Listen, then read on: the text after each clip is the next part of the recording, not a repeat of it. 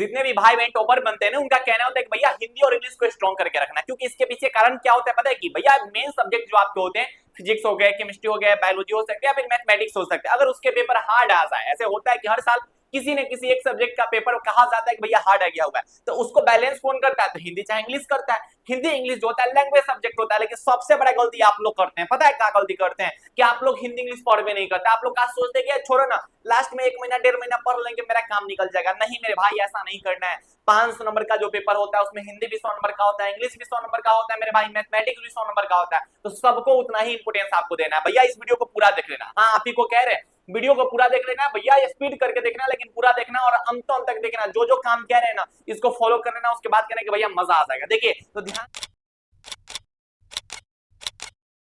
तो ध्यान से मेरी बातों को समझिएगा कि अगर आप में से जो भी हमारे भाई बहन है, जिनके मन में ऐसा चल रहा है कि भैया छोड़िए हम हिंदी इंग्लिश क्लास में पढ़ेंगे, ये गलती मत कीजिए, अभी से ही पढ़िए। मैं आपको पूरा स्ट्रेटजी बताऊंगा कि कैसे कैसे पढ़ाई करनी है, कि एक सप्ताह में हमको क्या टारगेट रखना है। हम आपको टारगेट देंगे कि एक सप्ताह में आपको इतना इतना चीज करना है, ऐसे ऐसे पढ़ाई करना है, ये सब कुछ आपको अब बताएंगे। वीडियो को पहले ध्यान से देखिएगा। हम आपको क्या कह रहे हैं मेरे भाई बहन, ध्यान से मेरी बात को समझिएगा। हम आपको एक सप्ताह का टारगेट देंगे कि मेरे भाई आप जो मैं कह रहा हूं ना, उसको बस एक सप्ताह फॉलो कर लो। क्या करो मेरे भाई? एक सप्ताह फॉलो कर लो। ऐसा कहा जाता है, ऐसा माना जाता है कि माइंड को अगर आप कोई टारगेट देते हो तो उसी के अनुसार आपका माइंड जो है वो काम करता है। मैं आपको एक सप्ताह का टारगेट देता हूं कि जो भी हमारे भाई बहन, आपको पता है कि हिंदी का सिलेबस जो है भैया नॉर्मल सिलेबस नहीं है, हिंदी का सिलेबस बहुत बड़ा है मेरे भाई। 26 गो चैप्टर आपको पढ़ना है किताब का 26 को चैप्टर आपको हिंदी में पढ़ना है, ठीक है। उसके बाद भैया ग्रामेटिकल पोर्शन भी आपको पढ़ने होते हैं, ठीक है। ये सब कुछ पढ़ने होते हैं। हम आपको कह रहे हैं कि मेरे भाई अभी आप एक सप्ताह का समय लीजिए, यानी कि 7 दिन का समय लीजिए।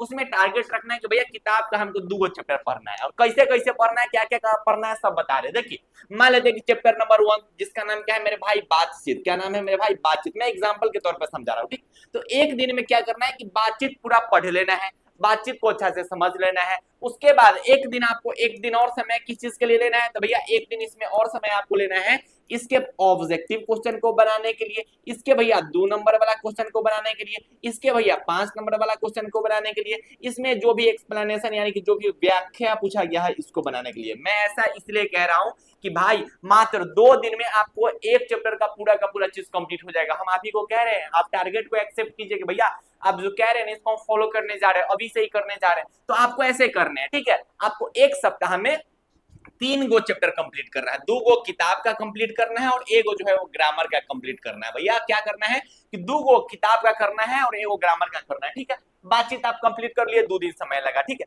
उसके बाद ग्रामर का वो कोई चैप्टर उठा लीजिए, ठीक है। मान लेते हैं कि आप संधि पढ़ने गए, ठीक है। मान लेते हैं कि आप संधि पढ़ने गए, ठीक है। संधि भी वैसे ही करना है कि एक दिन हमको संधि पढ़ना है, उसका नोट्स बना लेना है। उसके दूसरे दिन हमको क्या करना है कि संधि का जो भी ऑब्जेक्टिव क्वेश्चन बिहार बोर्ड में पूछा गया हुआ है ना, क्वेश्चन बैंक में जो भी ऑब्जेक्टिव क्वेश्चन है, गेस्ट पेपर में जो भी ऑब्जेक्टिव क्वेश्चन है ओकरा बना लेंगे, ठीक है। तो ऐसे आपको काम क्या करना है कि भैया एक सप्ताह में आपको जो है वो 3 गो चैप्टर, क्या गो चैप्टर भैया? 3 गो चैप्टर कंप्लीट करना है। ऐसे करते करते अगर आप पढ़िएगा तो हम आपको 1 महीना का बता रहे कि 1 महीना में आप कितना पढ़ लीजिएगा। तो भैया 1 महीना में क्या वो सप्ताह होता है? 4 गो सप्ताह होता है। तो भैया 4 गो सप्ताह में आप जो है लगभग 8 गो चैप्टर पढ़ लीजिएगा। किस चीज का? बुक का। और सिर्फ पढ़िएगा ही नहीं, उसका ऑब्जेक्टिव बना लीजिएगा, उसका सब्जेक्टिव बना लीजिएगा, यानी कि 8 गो चैप्टर आपका स्ट्रॉन्ग हो जाएगा 1 महीना में। साथ ही साथ 4 गो चैप्टर जो होगा किस चीज का कंप्लीट हो जाएगा मेरे भाई? ग्रामर का कंप्लीट हो जाएगा, अगर आप ऐसे पढ़ते हो तो। अब क्या क्या करना है, कैसे कैसे करना है, वो सब कुछ हम बता रहे हैं। वीडियो को बस पूरा देख लेना, चैनल को सब्सक्राइब कर लेना कि आप बिहार बोर्ड के फर्स्ट गाइडेंस चैनल पे आओ और आप शुरू करो। मान लेते कि आप हिंदी में 4-5 को चैप्टर पढ़ चुके हैं, तो उसके आगे का चैप्टर का टारगेट बनाइए। चैप्टर पढ़ना है, साथ ही साथ आपको उसके ऑब्जेक्टिव क्वेश्चन वगैरह को बनाने हैं, ठीक है। और ये करना ही पड़ेगा। देखिए जैसे क्या है भैया, अगर बात किया जाए हिंदी का, तो हिंदी में जो है वो ऑब्जेक्टिव क्वेश्चन जो है कितना पूछा जाता है मेरे भाई? 100 ऑब्जेक्टिव क्वेश्चन पूछा जाता है। कितना पूछा जाता है? 100 को ऑब्जेक्टिव क्वेश्चन पूछा जाता है। इसमें से आंसर कितना का देना रहता है? तो कोई भी 50 को का आप आंसर दे सकते हैं। अब इसमें क्या होता है कि 2 पार्ट से क्वेश्चन पूछे जाते हैं। किस चीज से भैया? एक ग्रामर से पूछा जाता है, दूसरा किताब से पूछा जाता है। जैसे इंग्लिश में है कि भैया 60 को क्वेश्चन ग्रामर से पूछेगा और 40 को क्वेश्चन किताब से पूछेगा, लेकिन हिंदी में ऐसा नहीं होता है। हिंदी में क्या होता है कि लगभग इसका रेशियो जो होता है वो 45 से लेकर 55 के बीच का वेरी करते रहता है। मैं इसका मतलब आपको समझा देता हूं कि भैया 45 से 55 का रेशियो का मतलब आप मुझे बताइए।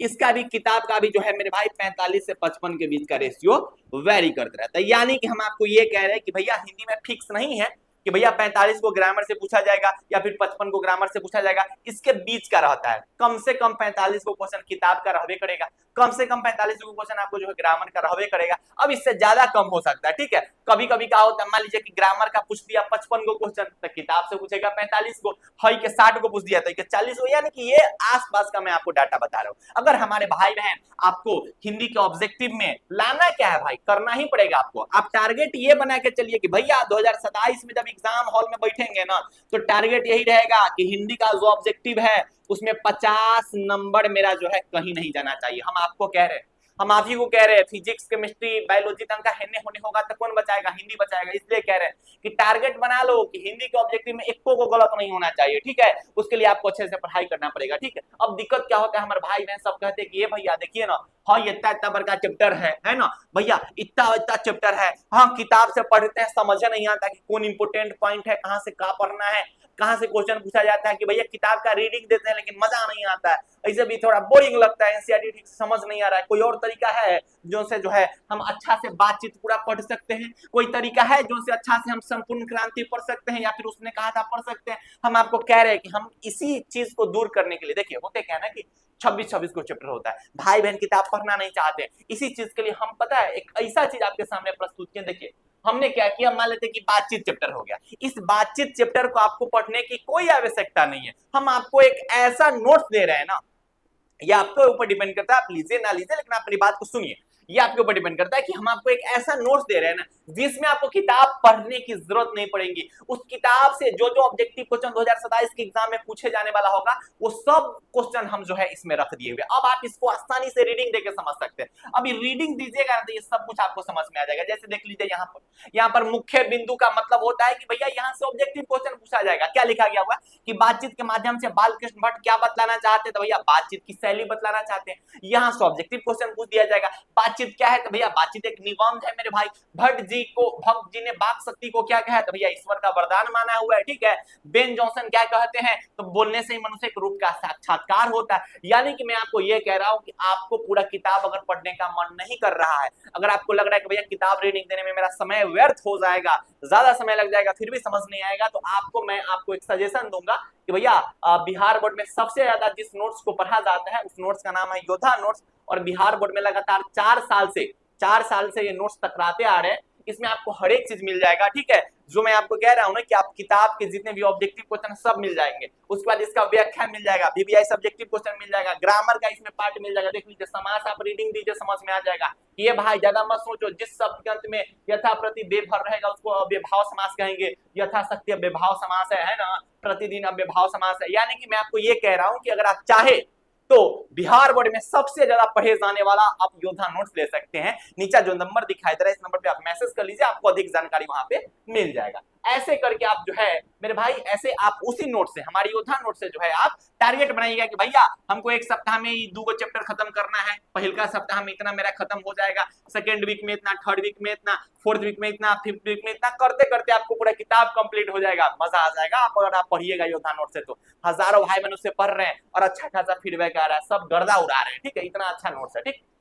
अब देखिए ग्रामर की मैं बात करूं तो भैया ग्रामर में बहुत चैप्टर्स, लेकिन मैं आपको इसमें इंपोर्टेंट चैप्टर्स बता रहा हूं और ये सब हमारे नोट्स के अंदर में मिल जाएंगे। बस आप रीडिंग देके आप उस चैप्टर्स को कंप्लीट कर सकते हैं। जैसे आप देख लीजिए संधि से अच्छे खासे क्वेश्चन पूछे जाते हैं, समास से अच्छे खासे, उपसर्ग प्रत्यय से अच्छे खासे क्वेश्चन, लिंग से अच्छे खासे क्वेश्चन, भैया विलोम शब्द से अच्छे खासे क्वेश्चन पूछे जाते हैं। उसके बाद मेरे भाई पर्यायवाची शब्द से भी अच्छे खासे क्वेश्चन पूछे जाते हैं। उसके बाद मैं आपको बता देता हूं जो जो इंपोर्टेंट है, काल से भी पूछे जाते हैं, विशेषण से भी पूछे जाते हैं, ठीक है। ये मैं इंपोर्टेंट चैप्टर्स है, ऐसे चैप्टर्स तो भैया बहुत ज्यादा हिंदी व्याकरण में, लेकिन ये इंपोर्टेंट चैप्टर्स बता रहा हूं जो आप हमारे योद्धा नोट्स से पढ़ सकते हैं। उसमें आपको ये सभी चैप्टर्स मिल जाएंगे। अगर आपको अच्छा खासा नंबर लाना है तो आपके लिए बेहतर ये हो सकते हैं, ठीक है। बाकी आप देख लीजिए, ठीक है, क्योंकि पिछले 4 साल से टकराते आ रहे हैं तो भैया बेहतर तो होंगे ही, ठीक है। तो आपको फिजिक्स के, केमिस्ट्री के, हिंदी के, इंग्लिश के, मैथमेटिक्स, बायोलॉजी जो है वो सब नोट्स मिल जाएंगे। अगर आप आर्ट्स से हैं तो आर्ट्स वाले भाई बहन आपको भी यहाँ पे नोट्स मिल जाएंगे, ठीक है। तो अगर आप आर्ट्स से हैं, साइंस से हैं, ठीक है,